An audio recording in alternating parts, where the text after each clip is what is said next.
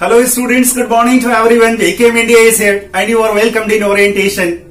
Students, as a very important topic we have already started and the first part of this topic already I have given to you and you all have learned much more from the same video. The topic continues. The second part of this topic we are going to start and I am going to make you learn a lot of important sentences and corrections for your competitions. Students, the topic we have started, subject verb agreement. Subject verb agreement का परिचय देने की आपको जरूरत नहीं है. Already much more things I have told you in first video. Directly we must come to the topic, rules. The next rule we are going to discuss. The rule we are going to discuss is very important. जो rule अभी मैं आपको बताने जा रहा हूं, इस rule को हम लोग एरर ऑफ प्रॉक्सिमिटी बोलते हैं. Error of proximity. यहां मैक्सिमम लोग कंफ्यूज होते हैं. सब्जेक्ट प्लूरल हो, सेंटेंस में सब्जेक्ट प्लूरल हो, लेकिन उसके साथ हम सिंगुलर वर्ब का इस्तेमाल करते हैं एक स्पेशल कंडीशन में. सब्जेक्ट प्लूरल हो and if we are going to talk the particular quality, the particular state, the particular action or the particular thing about that plural subject, तो उस परिस्थिति में उस प्लूरल सब्जेक्ट के साथ भी सिंगुलर वर्ब का प्रयोग होता है.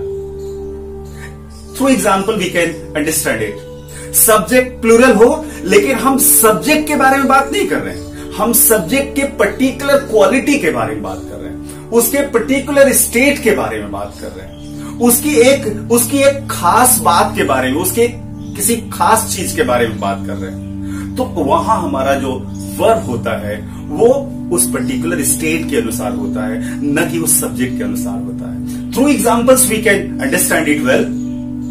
The quality of apples.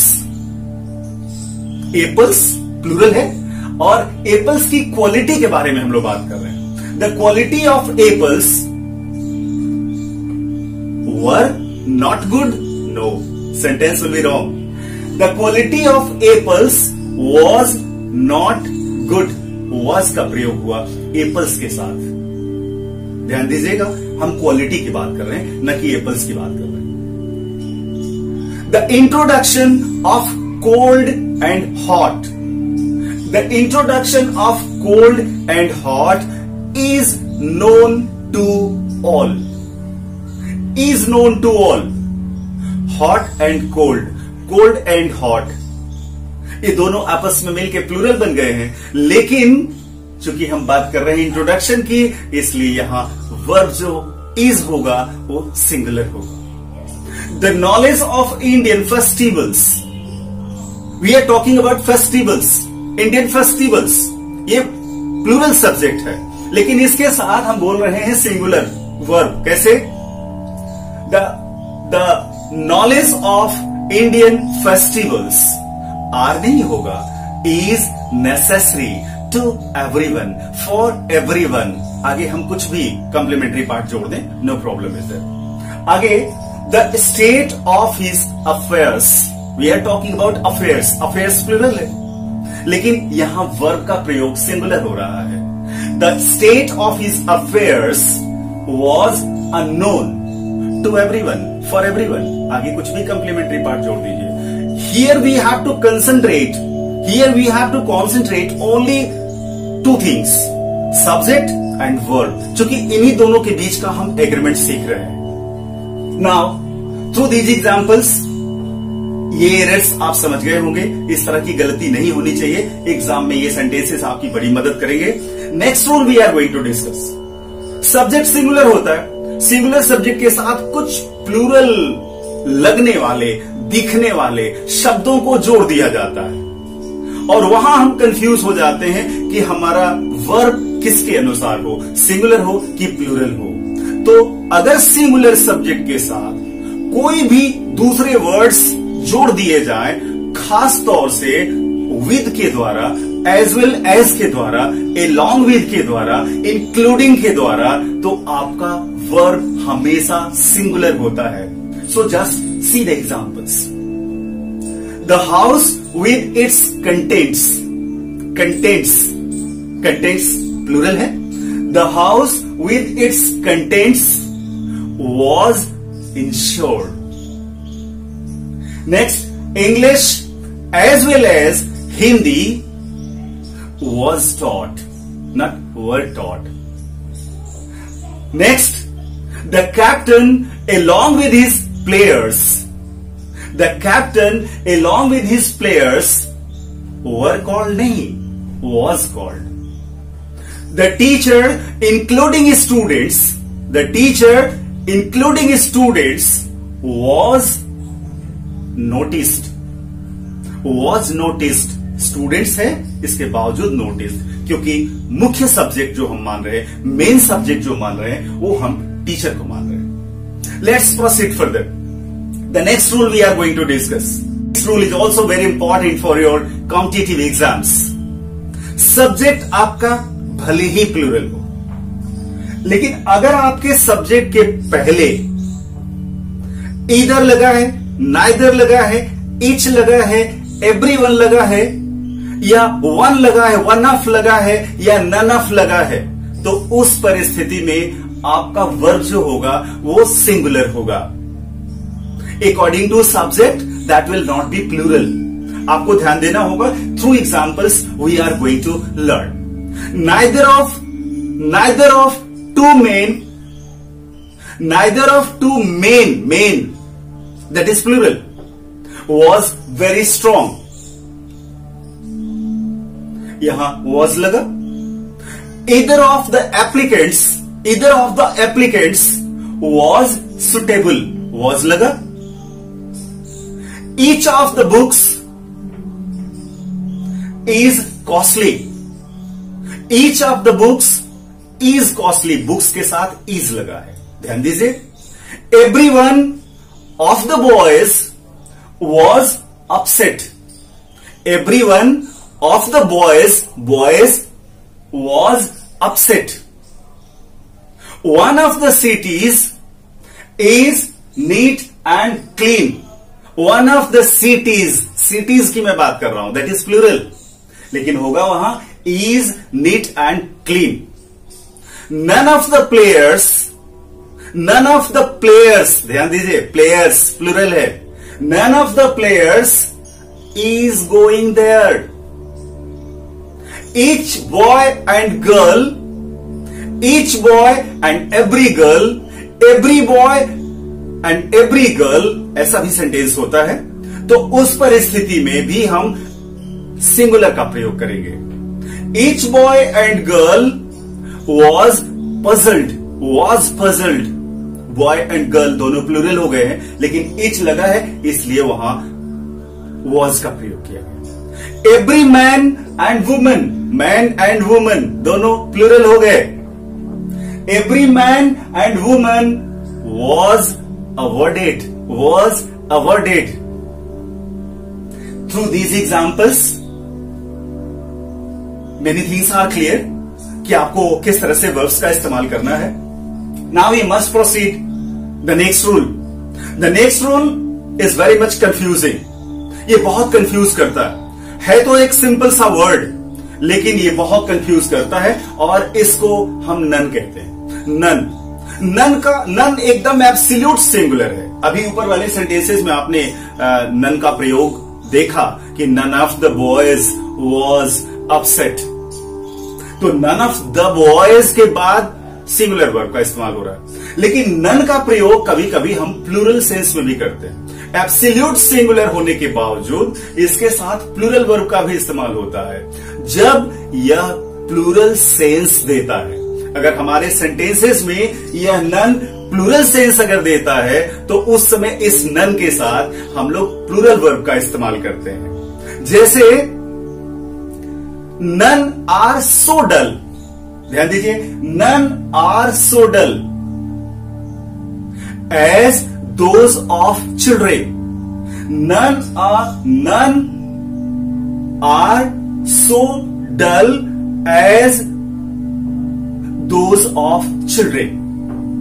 अब यहां नन जो है वो सिंगुलर नहीं है, ये प्लूरल का सेंस दे रहा है, इसलिए हम इस यहां नन के साथ आर का प्रयोग कर रहे हैं। एक दूसरा एग्जाम्पल भी हम लोग लेते हैं। Dogs are very faithful. Dogs are very faithful. None show the trust to their masters like dogs. None show the trust to their masters like dogs. तो यहां none का जो प्रयोग हुआ है वो प्लूरल के लिए हुआ है और इसलिए यहां हम none के साथ show का प्रयोग कर रहे हैं। shows का प्रयोग नहीं कर रहे हैं, show का प्रयोग कर रहे हैं। I think these rules are quite clear to you and let's proceed to another. This rule is also very important.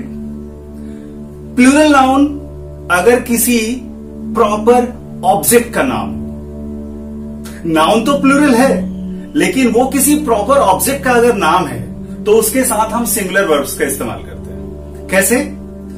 The Arabian nights plural है।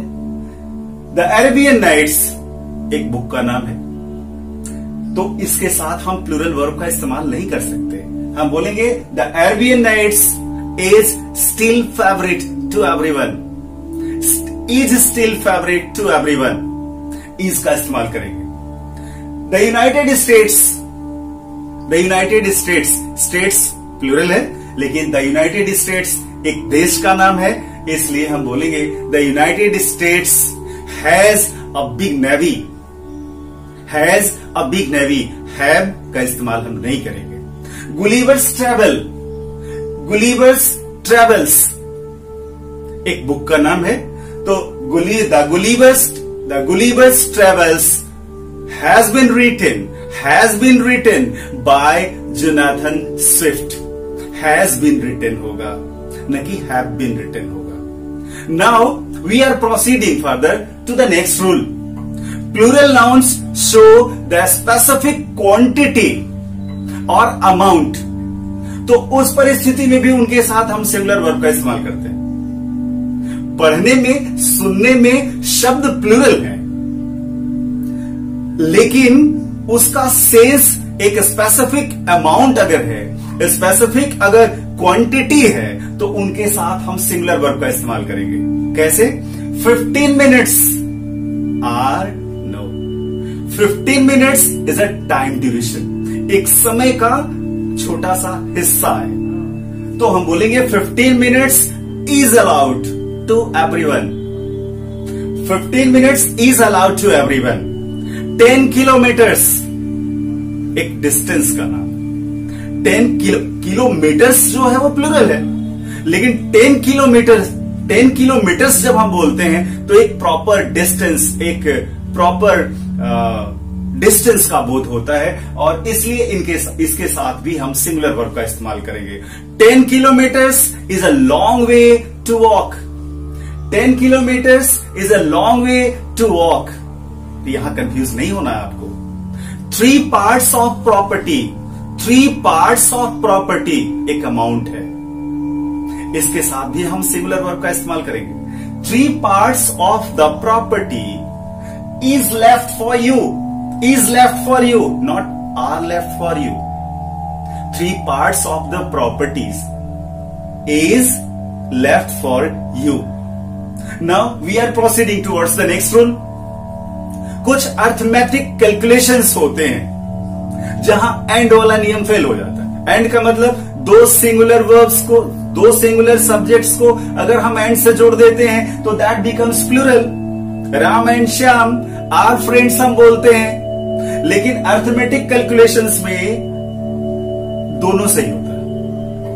एक तो ग्रामर से सही होता है, ग्रामर कहता है कि सिंगुलर वर्ब का इस्तेमाल करिए और नॉर्मल लेविस साहब कहते हैं कि प्लूरल भी उसके साथ सही है तो हम लोग उसको दोनों को सही मान लेते हैं। एक बड़े बुजुर्गों का कहना भी हमें मानना पड़ता है, ज्ञानियों का कहना भी हमें मानना पड़ता है और जो हमारा प्रॉपर प्रिंसिपल कहता है, जो हमारा ग्रामर कहता है उसको भी मानना जरूरी है। For example, we can see here 4 and 4 is 8. 4 and 4 मिलके 8 बनाते हैं। 4 and 4 are 8. ये नॉर्मल लेविस जी के अनुसार सही है, and 4 is 8 according to our grammar city.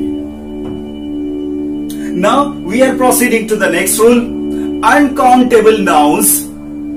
कुछ अनकाउंटेबल नाउन्स जो होते हैं जिनकी गणना नहीं हो सकती, उनके साथ हम अक्सर सिंगुलर वर्ब का इस्तेमाल करते हैं. Uncountable nouns like furniture, luggage, information, advice, work, knowledge, behaviour, scenery, traffic, ये सब सिंगुलर. सिंगुलर प्लूरल तो उसका होता है जो गिना जा सके, और जो गिना ही नहीं जा सकता उसका सिंगुलर प्लूरल कैसे होगा. और जिसका सिंगुलर प्लूरल नहीं हो सकता, अर्थात जिसको गिना नहीं जा सकता, they are known as uncountable nouns. तो अनकाउंटेबल नाउन्स जो होंगे वो हमेशा सिंगुलर होंगे, उनके साथ हमेशा सिंगुलर वर्ब का इस्तेमाल होगा. लेकिन आपको कंफ्यूज नहीं होना. कभी कभी कंफ्यूजन में हम लोग गलती कर बैठते हैं. जैसे अभी मैं एक एग्जांपल आपको दे रहा हूं. Work is worship. हम बोलते हैं work is worship, but I have many works to do. Many works are pending. हम लोग बोलते हैं. अगर स्पेसिफिक किसी काम के बारे में हम बात कर रहे हैं, किसी स्पेशल टास्क के बारे में हम बात करते हैं, तो हम बोलेंगे कि I have many works and many works are pending still to be done. तो वहां हम वर्क्स के साथ प्लूरल का इस्तेमाल करते हैं. लेकिन सामान्यतया वर्क को हम लोग वर्क इज वर्शिप बोलते हैं. वर्क के साथ हम लोग इसका प्रयोग करते हैं. Knowledge is proper, knowledge is power, knowledge is wealth, knowledge is strength. So, through these examples, dear friends, I thought that you have got a lot. And one more video, a short video about the same topic with several examples, with several errors. I will make you learn in next video. And very soon, I will give you the next video for the same topic, and then this topic will be over.